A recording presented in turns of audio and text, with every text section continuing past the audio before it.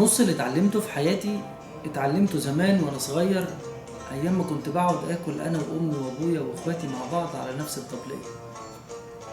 اتعلمت الحب والعدل والايثار والرضا والمجاملة والشكر، حاجات اتعلمتها بشكل تلقائي ومن غير اي اجتهاد مني. انا لسه فاكر زمان لما كنت بقول انا ما بحبش اللبن، فكانت امي تقول لي لا ما تقولش كده، قول اللبن ما بيحبنيش، دي نعمة ربنا وما ينفعش نقول اننا ما بنحبهاش. انا لسه فاكر نصيب الغايب كان بيتشال زيه زي الحاضر بالظبط. انا معرفش مين اللي غايب ومين اللي جاي، لكنه ده نصيبه وهيتشال. تهادوا تحاب، المحبة كبرت بجناح فرخة من اخويا او حتة كبدة من اختي او اي حاجة من ابويا.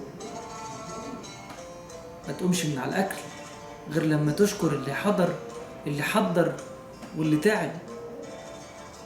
ما تقومش من على الاكل غير لما تشكر اللي رزق واللي خلق وتقول الحمد لله. فتلاقي اختك الصغيرة تقول لك يستاهل الحمد.